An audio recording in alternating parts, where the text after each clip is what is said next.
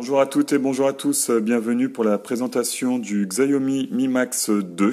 C'est la boutique Fundroid.fr qui me l'a prêté pour le tester. Donc voilà, ça fait plusieurs jours maintenant que je l'utilise au quotidien et je suis prêt maintenant à vous donner mon avis. Donc nous allons procéder au déballage de la boîte pour voir son contenu. Ensuite, je vous présenterai le design de l'appareil, ses caractéristiques, et je vous donnerai mon avis à la fin de cette vidéo. Voilà. Donc, comme vous pouvez le voir, on est toujours sur une boîte assez classique en carton. Donc, on a bien le Xiaomi Mi Max 2. Ici, il est en version 4 Go de RAM plus 64 Go de mémoire interne extensible. Il existe aussi en version 128 Go. Alors, dans la boîte, bien sûr, nous retrouvons avec un grand plaisir le smartphone. Alors, pas de panique, j'y reviendrai un peu plus tard. Voilà. On a bien sûr un petit livret tout en chinois, pas très utile pour nous. Le trombone pour le tiroir double nano SIM. Ensuite, le câble USB de type C. Ça, c'est la nouveauté par rapport au premier Mi Max. Autre nouveauté, on retrouve avec grande joie un chargeur rapide, 12 volts, 1,5 ampères. Voilà. Bon, c'est tout pour la présentation de la boîte. Ça a été assez rapide, mais Xiaomi nous a pas gratifié de petits cadeaux supplémentaires. Donc voilà le smartphone comme ça à première vue sur la face avant, pas de changement, pas de modification. La plus grosse évolution du Mi Max 2 se situe, comme vous pouvez le voir, à l'arrière. On a pu en bas et en haut les bandes en plastique. Maintenant c'est entièrement de l'aluminium. On retrouve aussi cette nouvelle forme d'antenne. Bon, je dis nouvelle, mais c'est des antennes maintenant qu'on a vues chez plusieurs fabricants comme Meizu, tout récemment chez Oppo, chez OnePlus, Verny, j'en oublie d'autres, Apple aussi. Donc voilà, bon, c'est un design qui a été vu et revu, mais moi je l'aime bien ce design, donc ça ne me dérange pas plus que ça. D'autant plus que ça habille très bien ce Xiaomi Mi Max 2. Donc, autre nouveauté, on a cette fois-ci des tranches qui sont bien arrondies, très agréables à prendre en main. Donc voilà, c'est l'autre nouveauté, le port USB-C avec haut-parleur et micro. Bon, de toute façon, on retrouve la même configuration que sur les autres Xiaomi.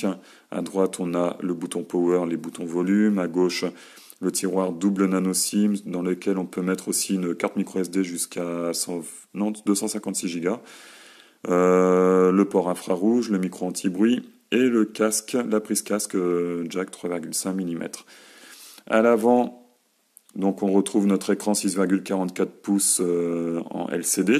C'est un très bel écran, absolument rien à dire. Là, vous pouvez voir, pour ceux qui connaissent bien le Mi Max 1, qu'on a une petite évolution au niveau de la bordure noire qui entoure l'écran. Je reviens, voilà. Elle a vraiment été amincie, donc là c'est beaucoup moins choquant que sur le premier modèle. Par contre, en contrepartie, la bande blanche a un peu grandi.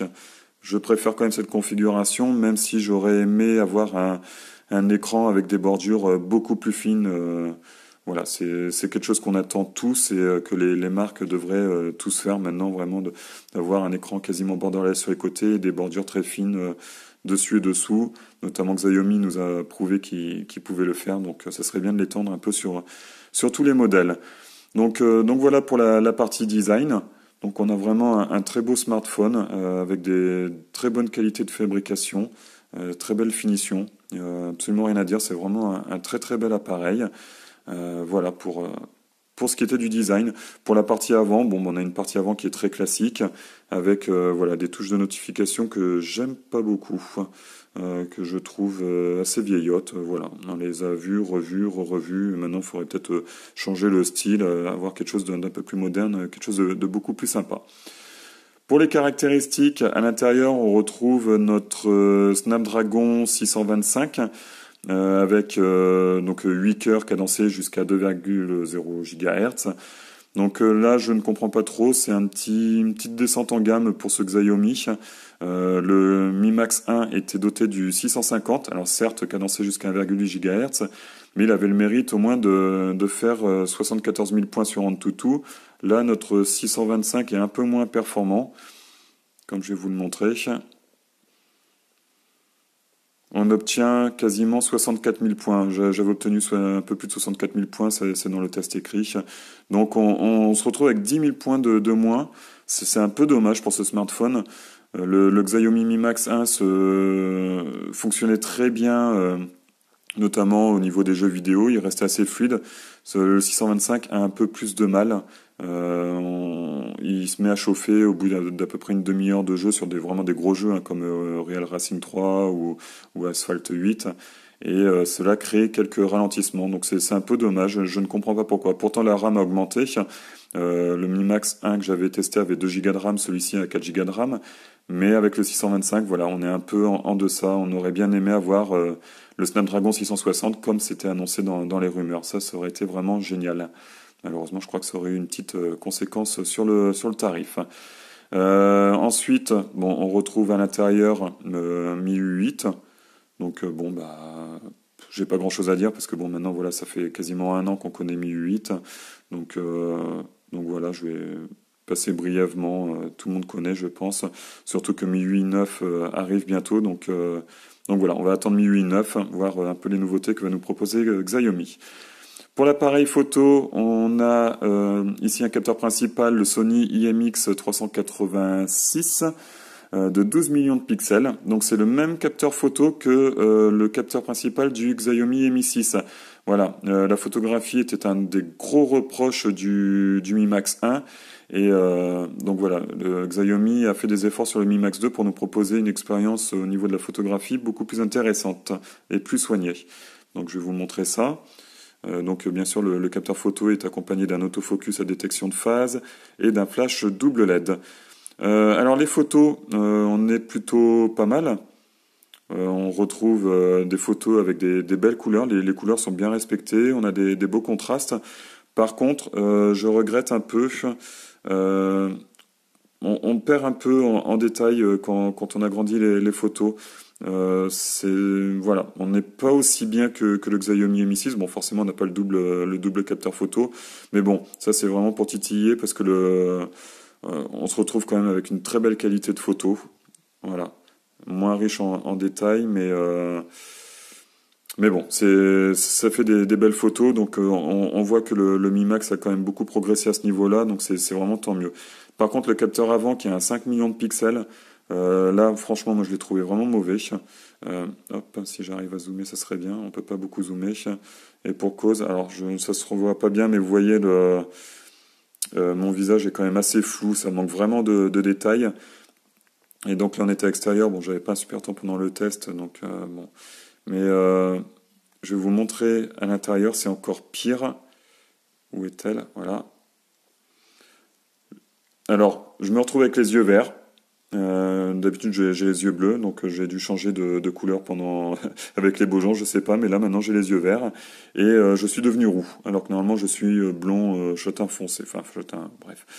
Voilà, donc à l'intérieur c'est plutôt une catastrophe ce capteur photo, les couleurs sont pas du tout respectées, c'est vraiment pas beau, non. Alors là j'ai vraiment pas été convaincu. Pour les selfies faudra passer peut-être avec le Mi Max 3 petit à petit, chaque évolution en son temps. Mais c'est un peu dommage. Donc oui, au niveau photo, il y a une belle progression, mais sur le capteur principal. Le capteur avant, je pense qu'il va falloir l'oublier. J'ai oublié de mentionner avec Mi 8 qu'on a toujours notre petite LED, je vais vous la montrer, la LED de notification. Par contre, voilà, un changement qui s'opère cette année sur tous les Xiaomi, c'est que maintenant la LED est uniquement blanche. Voilà, certains vont regretter le côté multicouleur. Moi aussi, je regrette un peu. Je trouve ça un peu dommage. Mais bon, voilà, on a quand même une LED de notification. La blanche est quand même plus esthétique, mais la multicouleur était bien pratique. Ensuite, la dernière caractéristique, ça va être l'autonomie. On a ici une batterie de 5300 mAh. Donc ça, c'est vraiment génial, doté de la charge rapide. Avec ces 5300 mAh, moi j'ai réussi à tenir 3 jours. Donc ça, c'est vraiment vraiment exceptionnel, quoi. C'est vraiment très bien, on apprécie. Et la charge rapide est assez efficace. On met 2h10 à peu près pour recharger entièrement le smartphone. Donc le téléphone, bah ouais, il m'a bien convaincu. C'est un très beau téléphone, très agréable à prendre en main, avec vraiment un très bel écran. L'écran est vraiment superbe, absolument rien à dire sur l'écran. Donc belle autonomie, bel écran, un appareil photo qui est bon. Voilà, pas trop de reproches à faire dessus. Malheureusement, on a des performances qui ont été revues à la baisse et je comprends pas trop. C'est vrai que Xiaomi a adopté une stratégie cette année qui est un peu bizarre, un peu discutable. Voilà, pas de grosses évolutions finalement, il n'y a pas de grosses prises de risque, ça reste un bon téléphone, légèrement décevant au niveau des performances, mais voilà, on aimerait bien avoir un peu plus de nouveautés. On sait que Xiaomi peut le faire, donc voilà, ça serait bien de nous en faire profiter sans trop gonfler les prix. En parlant de tarifs, c'est un téléphone que vous pouvez retrouver dans la boutique phonedroid.fr, donc avec un stock en France. Qui est à 349,90 €, toutes charges comprises et frais de port inclus, avec, qu'est-ce que je veux dire, oui, en version 4 Go plus 64 Go. Ils n'ont pas mis en vente la version 128 Go. Et vous pouvez le retrouver aussi dans la boutique chinadroid.fr au prix de 249,90 €, également dans sa version de 4 Go plus 64 Go. Par contre, Chinadroid expédie depuis la Chine. Voilà, bon, bah, c'est tout ce que j'avais à peu près à dire sur ce Xiaomi Mi Max 2. Vous pouvez retrouver mon test complet sur le blog Phonedroid. Le lien est en dessous de la vidéo. Les liens vers les boutiques sont également en dessous des vidéos. Et n'hésitez pas à me poser vos questions en commentaire si j'ai oublié certains détails. Voilà, bah écoutez, je vous remercie d'avoir suivi la vidéo et je vous dis à très bientôt. Allez, ciao, bye bye.